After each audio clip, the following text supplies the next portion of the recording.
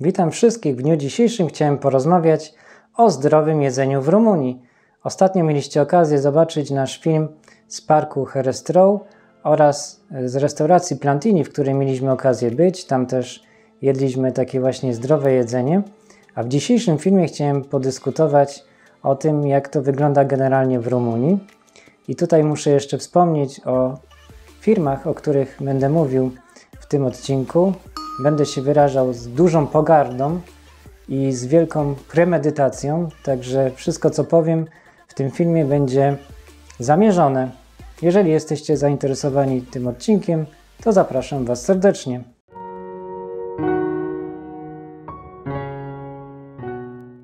W Rumunii jest taki, wydaje mi się, większy dostęp, jeśli chodzi o zdrową żywność. Ja powiem na takim przykładzie, jak my z Aną jeździmy na wieś do jej rodziców, to tam u niej rodzice właśnie hodują zwierzęta, mają kury, mają świnie, także co sezon, co parę miesięcy właśnie taką świnię zabijają. Również tak samo możemy liczyć na to, że możemy przywieźć takiego kurczaka ze wsi, czy też jajka. Nie zawsze po prostu jest taka możliwość i nie codziennie jeździmy też na wieś, dlatego też korzystamy z pewnych miejsc tutaj w Bukareszcie, gdzie kupujemy u lokalnych takich sprzedawców jajka, sery takie sprowadzane ze wsi, czy też właśnie mięso. Zauważyłem, że w Rumunii jest taka duża swoboda i wolność, jeśli chodzi o hodowlę zwierząt. Wielu ludzi ma swoje gospodarstwa i mają po prostu swoje zwierzęta. Nikt nie kontroluje tego, czy ktoś zabija świnię, czy ktoś sobie zabije kurczaka, czy ktoś ma kozę. Ja wiem, że w Polsce trzeba mieć na niektóre zwierzęta pozwolenie właśnie tak jak na kozę, o której mówię. Jeśli chodzi o świnie, to w Polsce na przykład trzeba mieć zezwolenie, żeby taką świnię zabić. Tutaj ludzie robią to po prostu, tak jak chcą, kiedy chcą. Jest takie święto 21 grudnia, około parę dni przed świętami, gdzie wszyscy zabijają te świnie, ponieważ jest to tradycyjne mięso, które jest podawane podczas świąt Bożego Narodzenia. I to jak już wspomniałem, ludzie tutaj mają taką dowolność, jeśli chodzi o ubój tych zwierząt, o hodowlę. Nikt tego w zasadzie nie sprawdza. Ktoś kiedyś zostawił mi taki komentarz pod jednym z filmów, że w zasadzie to trzeba by mieć też takie zezwolenie, ale ja z niczym takim się nie spotkałem w Rumunii. Ja widzę i opisuję to, co jest, tak jak jest. Nie chcę Was kłamać i po prostu mówię, jak jest w tym kraju. Nie widziałem, żeby ktokolwiek prosił o jakiekolwiek zezwolenie, żeby taką świnię zabić. W Rumunii każdy robi to po prostu tak, jak chce.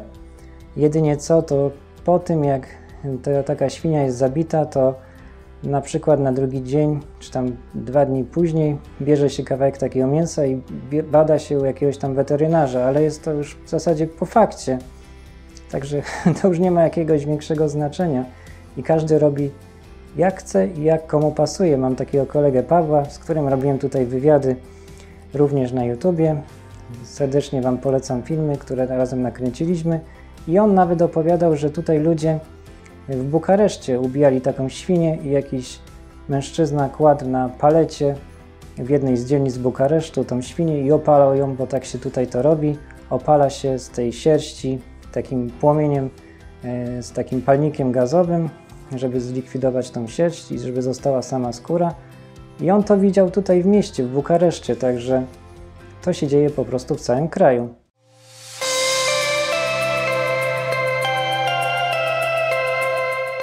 Mimo wszystko, iż Rumuni mają dostęp do takiej zdrowej żywności, wiele osób, których nawet mieszka tutaj w Bukareszcie i przywożą to jedzenie, jak tak zwane słoiki, tak mówimy na ludzi, którzy pochodzą z Warszawy, że jeżdżą do swoich okolicznych wiosek, jakichś tam miasteczek i przywożą tą żywność w słoikach, dlatego tak się przyjęło. Nie jest to obraźliwe, ja sam jestem słoikiem, już to powtarzałem w jednym z filmów, my jeździmy na wieś i przywozimy to jedzenie tutaj do Bukaresztu, także jest to takie naprawdę pieszczotliwe tylko określenie i wielu Rumunów, mimo że ma dostęp do tej zdrowej żywności, to uwielbiają tak czy inaczej fast foody i lubią chodzić do restauracji. Ja nie wiem, czy to można w ogóle nazwać restauracją, ponieważ są to takie miejsca, w których ja bym nie chciał zjeść nawet za darmo.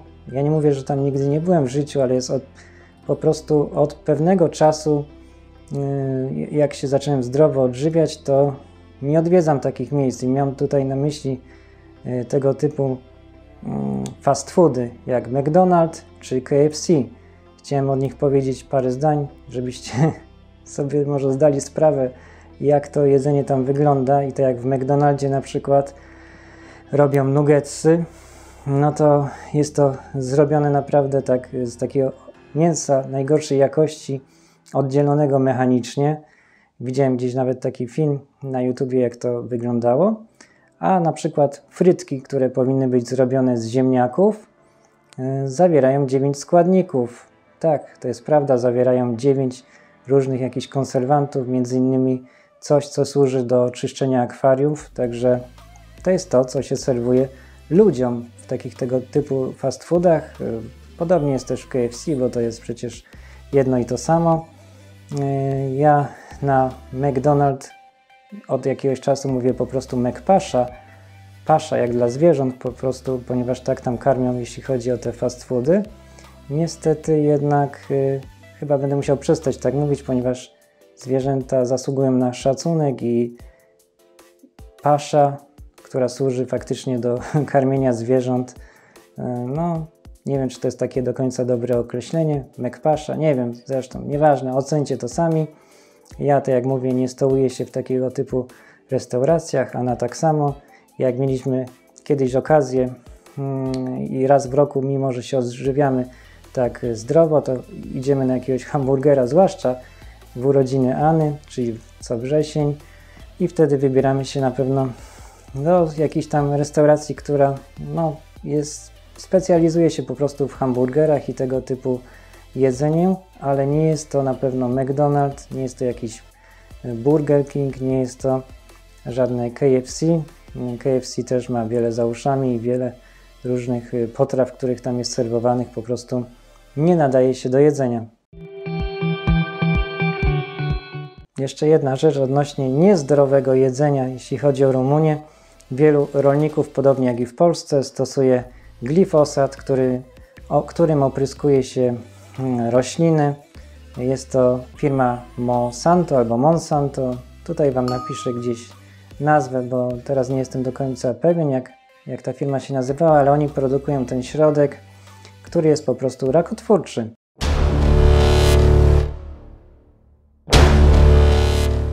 Glyphosate in Argentina is causing increases in cancer. You can drink a whole quart of it and it won't hurt you. You want to drink some? We have some here. I'd be happy to, actually, but not really. But not really. I know it wouldn't hurt me. If you say so, I have some glyphosate. No, I'm not stupid. Okay. So you. No, but I know so it's dangerous, I right? know. No, people try to commit suicide with it and fail fairly regularly. Tell the truth. It's not dangerous to humans. No, it's not. So you're ready to drink one glass of glyphosate? No, I'm not an idiot. Na szczęście w Rumunii tutaj jest dużo takich placów targowych, na których można robić zakupy u lokalnych rolników. No i to są takie raczej produkty tutaj pochodzące z Rumunii. Wiadomo, część tych warzyw, owoców jest też również sprowadzana i może być jakiejś tam wątpliwej jakości, ale można znaleźć tutaj takich znajomych właśnie sprzedawców, którzy są po prostu godni zaufania i można od nich kupić taką żywność. My chodzimy tutaj na plac przy Piazza Rachowa, no i kupujemy tam przeważnie warzywa i owoce. Teraz się skończył w zasadzie taki sezon i w ogóle teraz się jakoś tak nie je tych warzyw ani owoców, ponieważ wszystko właśnie jest sprowadzane i nie jest to raczej zdrowe, ale chodzimy też na ten plac i tam właśnie kupujemy różne takie rzeczy jak jajka, które są przywożone ze wsi, sery, czy też mięso. Idziemy teraz na plac targowy w pobliżu tutaj Piazza Rachowa i tam sprzedaje taka nasza znajoma pani, u której kupujemy jajka, ser i dzisiaj, w dniu dzisiejszym chcemy odebrać specjalne zamówienie. Dzwoniliśmy do niej wcześniej, żeby nam przygotowała gęś. Także bardzo się cieszę i będziemy oczywiście gotować rosół z tej gęsi, no i upieczemy. Także zmierzamy w kierunku placu, no i pokażę Wam później w domu już, jakiego zakupu dokonaliśmy. Wróciliśmy z Piazza Rachowa i dokonaliśmy zakupów. Kupiliśmy warzywa u lokalnych rolników. Tutaj Wam w międzyczasie będę pokazywał urywki filmu i między innymi marchewka, która jest jeszcze taka brudna z ziemi, czyli po prostu nie była umyta i taka jest najlepsza, ponieważ nie wiadomo w czym niektóre te warzywa są myte. Także uważam, że to jest taka fajna opcja, żeby sobie po prostu wybrać. I oprócz tego mamy tutaj gęś, o której wspomniałem. Już Wam pokażę. Zobaczcie, jaka wielka gęś. Taka, jeszcze trochę woda z niej kapie, bo ją troszkę obmyliśmy. Pani nam przygotowała tą gęś. Dzisiaj rano została zabita i kosztowała nas 108 lejów. Tam zapłaciliśmy 35 lejów za kilogram. Tutaj jest ponad 3 kg tej gęsi. No i z tej gęsi właśnie chcę dzisiaj zrobić rosół. Ten film nie będzie o gotowaniu. Pokażę Wam na sam koniec, jak już będziemy mieli gotową zupę oraz jak ta gęś będzie wyglądała po upieczeniu. Tutaj kupiliśmy warzywa, z których ugotuję rosół. Będą mi właśnie potrzebne. Nie będę wszystkich wymieniał. Widzicie, co jest po prostu na stole. Oraz wiejskie jajka, 20 jaj i ser taki biały, lekko słony. My nie lubimy takich bardzo słonych, także ten jest tylko taki delikatny. No i co? Zabieram się za gotowanie. Rosół jest ugotowany, przepyszny, na gęsi. Za chwilę Wam tu będę pokazywał urywki w międzyczasie filmu, jak wygląda z bliska, ale skosztuję go. Jest naprawdę przewspaniały. Gęś tłusta.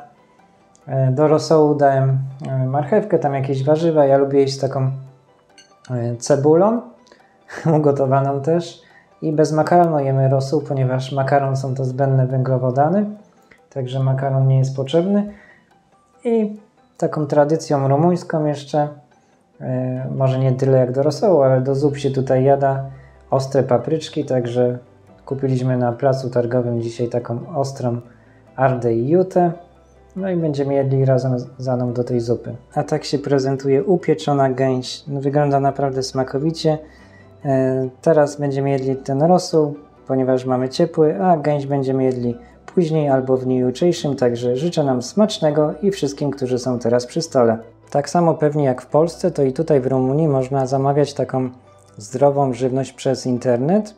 My z Aną korzystamy z takiej strony Biomarket, która jest gdzieś bodajże w Cluj-Napoca i stamtąd robimy po prostu zamówienia, no i zamawiamy takie zdrowe produkty typu jakąś mąkę, ale używamy tutaj mąkę kokosową, migdałową, ponieważ jesteśmy na takiej diecie ketogenicznej. Zamawiamy również orzechy, masło orzechowe, no różne po prostu produkty z tej strony. I jeszcze chciałem wspomnieć o takiej możliwości, którą ostatnio ona odkryła, że jest też na Facebooku i w ogóle gdzieś w internecie taka strona, gdzie tacy sprzedawcy sprzedają ekologiczne właśnie warzywa i owoce. No i planujemy też złożyć u nich zamówienie.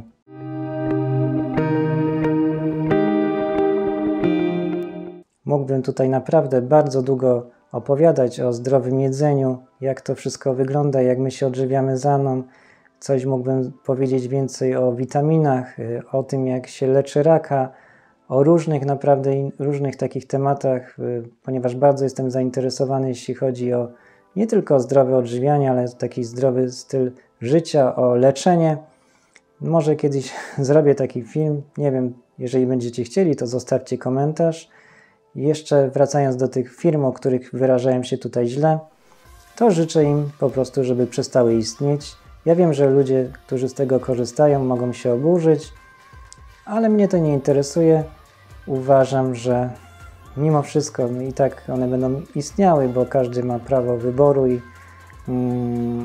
tak czy inaczej te fast foody przetrwają, ale każdego będę zniechęcał do tego, żeby po prostu korzystali z tego typu jedzenia i będę raczej przekonywał i zawsze to robię do tego, żeby każdy w miarę możliwości odżywiał się zdrowiej.